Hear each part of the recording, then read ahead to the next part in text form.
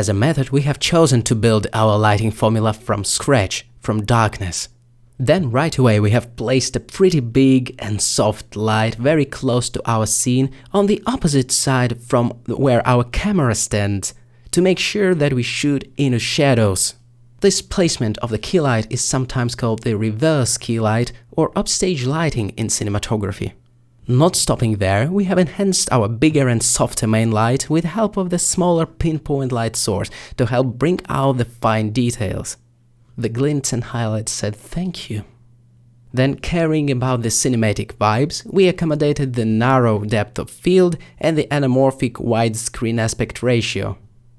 The next step was to allow the much hotter and harder light streak to hit our scene to create the pool of visual interest and to hint at the possible environment.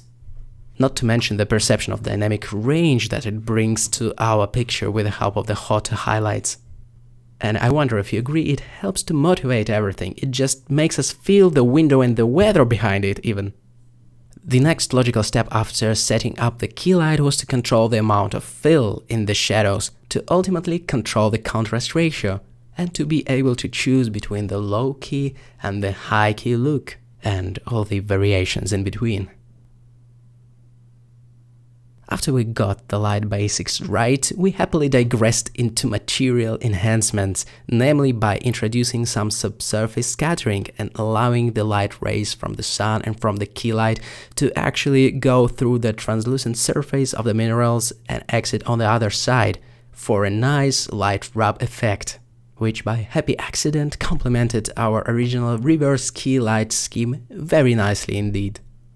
Then we fired our haze machine to achieve a cinematic separation of objects, to make the foreground objects pop, and just to give texture to the volume or space we're shooting in.